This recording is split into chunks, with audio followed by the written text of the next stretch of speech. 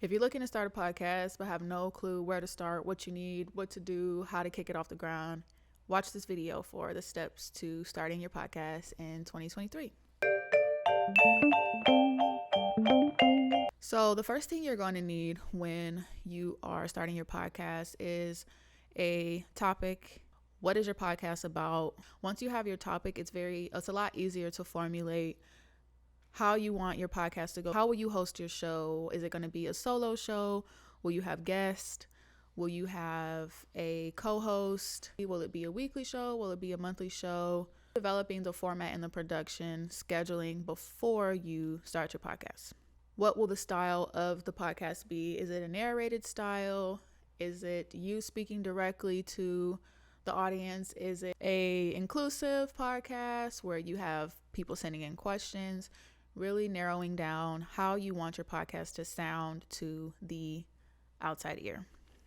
The next thing you want to do is formulate a podcast name. So this is something that you want to be memorable, and you really want it to reflect the podcast topic and brand. So this is very important because in search engines as well as in podcast search engines, your podcast is going to pop up by what people are looking for. So the topic and the name should be reflective of one another. If you are creating a podcast on how to start podcasts, you don't want your name to be, anything that has nothing to do with podcasts. So you want your podcast name and topic to somewhat come together and join as one for people to, number one, search it, and also to grab their attention, let them know what it is that they're getting themselves into. The next thing you want to do is create podcast artwork that is also going to be reflective of what people are going to listen to. So this is also something that I would maybe hire someone else to do. You can look on Fiverr or Upwork.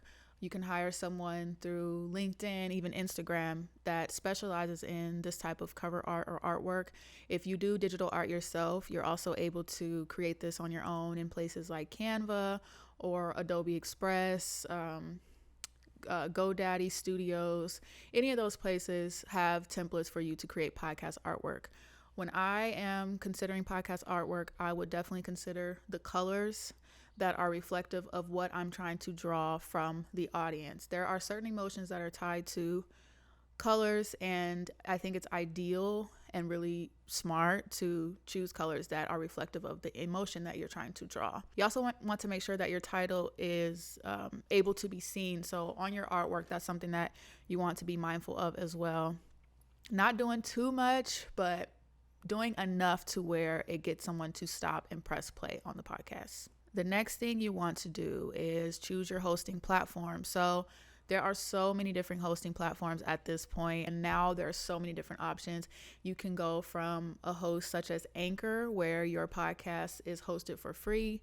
It is distributed to places like Spotify, Apple, Amazon, and many others. And I really suggest this for anyone beginning their podcast that don't really want to commit to paying a host and you're not really sure how the podcast is going to go. Also, Anchor does offer certain offers for monetization, so that's something to look into. There are also places like Buzzsprout, which I fully support. Love Buzzsprout over here. I've used both Anchor and Buzzsprout. I would do a video on that as well, but I'm definitely leaning more towards Buzzsprout. If you have already solidified somewhat of an audience, let's say you are on Instagram or Facebook or Twitter, and you're now just moving into an audio space where your information is provided, I do suggest Buzzsprout, where your audience can follow you there, and the monetization opportunities are really limitless. You also can do Libsyn, which I have also used. I love Libsyn as well. Honestly, all three of them are good options. It really just depends on what it is that you're looking for. I would consider the pricing, the features, and really the ease of the accessibility on the platform. That should really determine which one you're going to use. The next thing you're going to need is equipment. One of my favorite parts is knowing how to record, what you're using to record. You know, if you are on the go, maybe you might want to use just your phone to record. That is also an option with the Anchor hosting. If you are recording from home and maybe you have a setup, let's say you are consistently recording maybe once a week, twice a week, you want to have something that is easily accessible, already set up. So you can either record on your computer, directly into your computer by using like Audacity. You can even use, like, if you have Mac products, GarageBand. You can use BandLab, so many different softwares that allow you to record directly into the software. If you are doing something like that, you definitely want to make sure you have a audio supply. So you need some type of power supply to transfer your sound. The first time I recorded a podcast, I had just this Inno gear. And this is an option if you are just a solo host, you don't have a co-host. If you do have a co-host, you're going to want something that allows for 2 mics. You are going to need a power supply that allows for 2 inputs, so 2 audio inputs. You will need your female to male XLR cord, and you will need your female to jack cord. So this is where your mic is going to be connected to, and the other one, this is where your audio will be connected to, and this is where your mic will be connected to. In addition to that, you will also want to have some noise canceling headphones. So I, switch back and forth between my JBLs, just regular noise canceling headphones, work really well, very cost effective. I think I may have paid, $80 for these. There are also like a lot cheaper options as well out there. And then you can also use just, they don't have to necessarily be like podcasting headphones, but I also use my Beats Solo. So those are options as well. Truthfully, any headphones will do. Don't worry about getting too expensive or worrying about, the best of the best starting out. Just get whatever it is that you can get. Some people even just use their iPhone headphones and plug them up to their audio connector or their phone, however you're recording, but you do have options. And of course, you will need a microphone. So when I first started my first podcast, I got the cheapest options I could find. I wasn't too serious. I just wanted something that would get the job done. I went on Amazon, got this mic. It's just like a knockoff. Here you go. Nothing too crazy. And you plug this to your XLR cord, connect it to your laptop or your Zoom audio recorder, and you're good to go. This cost me around like $30 to $40, and it also came with a bunch of other things like all the cords and the audio stands. And what I'm currently using now is my lovely Audio Technica. I paid around $100 and maybe $20 for this altogether. I've had this microphone for about 2-3 years now. I love it. Zero complaints. It is very versatile. So I've used it for music. I've also used it for my podcast. I've used it for just regular narration. The mic goes all the way around, meaning the audio, I can talk from this side, or this side. Doesn't matter. It's picking up on all angles. So just want to be mindful of the sound that you're trying to give off. And if it matters to you or not, what difference it'll make, that will help you to decide which microphone you need. The next thing you want is editing software. So you can either edit in Anchor if you choose Anchor as your host.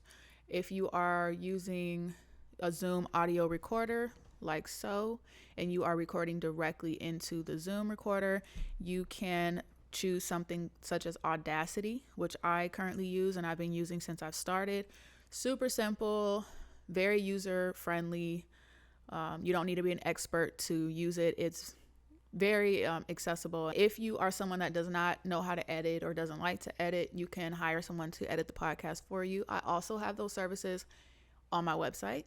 You can also edit in GarageBand if you are using Apple products.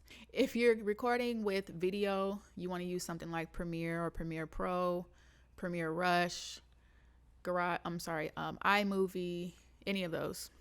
Make sure that your audio is high quality. So one thing that I noticed with my first podcast, when I go back and listen to it, I cringed so hard. The audio was so terrible. There were so many highs and lows, ups and downs, ebbs and flows. It was all over the place. I had no idea how terrible it sounded until I got better. So practice does make perfect. Don't stress yourself out too much, but you do want to make sure you are fully listening to your audio after you've edited it.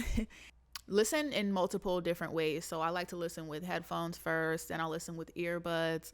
I listen in the car, and then I'll play it out loud on something like a speaker or directly from my computer or even my TV, just to get a feel of how it sounds coming from different forms of devices.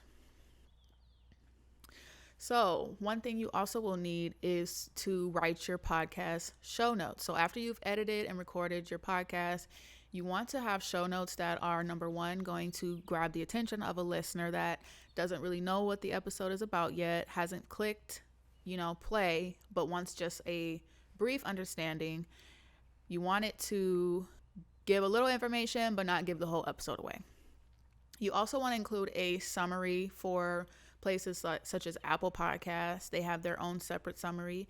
You will see where you host your podcast. There will be an option to include that. You also want to have key takeaways. So I like to include timestamps with key summary and notes of what is being said in the podcast. Makes it easier for people that just kind of want to click through or get to a certain point of information at a faster rate. And one of the more important things is you want to include keywords. You always want to have keywords in your show notes as you are uploading to your host. Make sure your keywords are, once again, reflective of what your podcast is talking about. Make sure it makes sense. And the next thing you want to do, so now you have already chose your name, you have your artwork, you have your equipment, you know your host, you've already recorded an episode or two, and you've already edited your episode and have your show notes ready.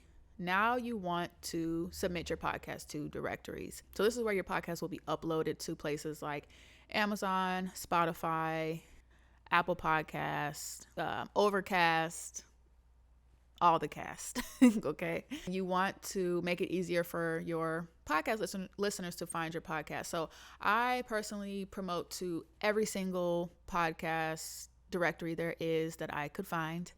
Why not? I want my podcast to be fully accessible. I don't want anyone to have to reach out to me and say, hey, why aren't you on Audible? Hey, I can't find you on Spotify. Hey, I would like to listen to you on Pandora, but you're not there. So just making sure to submit to as many directories as you can. With that submission, you will need to have your RSS feed, which will be in your host settings. So whoever is your host will provide you with an RSS feed and walk you through how to submit to all those directories. I also offer that service as well, available on my website. So the next thing you want to do is make sure you are consistently creating new episodes. One thing that I do suggest is formulating a episode calendar and schedule, coming up with ideas. You can use something like ChatGPT to help you formulate ideas for your podcast topics. You can also go on Pinterest, just brainstorming. You can look on Reddit, see what people are interested in and what they're looking for in regards to your topic. You can get inspiration from other podcasts or shows, but I do suggest maybe scheduling out some content for the month or even 2 months in advance, just to kind of get yourself going. And once you have committed, created, submitted your podcast, all those good things, now it's time to promote. So you want to use something like social media to promote your podcast. One thing I do suggest is having a blog. So if you have already uploaded your podcast, it's good to have a backup blog where your script is going to be posted and available for search engines. The reason why this is important is because it's going to drive more traffic to your podcast based on the search engines being able to populate your audio by search. So if anyone's searching, let's say you have a podcast on how to start a podcast, and if someone searches, how do I start a podcast in 2023, your podcast could pop up and should pop up. So you want to promote on places such as Instagram, Twitter, LinkedIn, Facebook, anywhere where you are constantly getting direct traffic. You also want to host your podcast on your website. So I like to not only push it out to directories, I also have a podcast page on my website where it's very easily accessible. I have it embedded so you can listen to all the episodes on my website as well. Those are ways to promote your podcast. And the last thing you want to do, last but never least, is make sure to engage with your audience. So after listening to your podcast, your audience is obviously going to want to get a little more, comfortable with you. They're going to want to know more about you. They're going to want to find a way to contact you and keep in touch. I suggest having some sort of forum. A blog is a good one. Also creating a podcast page or using your main page as your space for your listeners to engage with you, answer any questions, host Q&As, things like that. Once you do reach a certain amount of listeners, I do suggest starting something like a Patreon or an OnlyFans or whatever you choose to build a community and host more intimate events for your podcast listeners. So just to wrap it up, you need a topic. You need a format to go with your topic. You need a podcast name. You need podcast artwork. You need a hosting platform. You need equipment. And you need to record and edit your episodes. You need to have show notes. You need to have your podcast submitted to directories. You need to promote your podcast outside of those directories. You have to create consistently, always creating new episodes and posting new concepts and ideas for your podcast. And lastly, engaging with your audience, making sure to keep them in tune with your community so they keep coming back. They want to listen. They want to know where you're at. They want to know what you're doing. They want to stay involved. And you want them to do that as well. So if you have any questions about any of the information I provided, hit the link below to contact me via my website or my email. If you have any questions about the equipment, I have linked all of the items below. You can purchase them in my Amazon storefront. So starting your podcast takes time, but it doesn't have to take forever. These are very simple steps, very easy to follow, and very doable. So you owe it to yourself to start that podcast. Do not wait. Don't let anything hold you back. You don't need all this equipment. It's nice to have, but it's an option. If you have a phone and a pair of headphones, you already have everything you need. Okay? I think that's it. Talk to y'all later.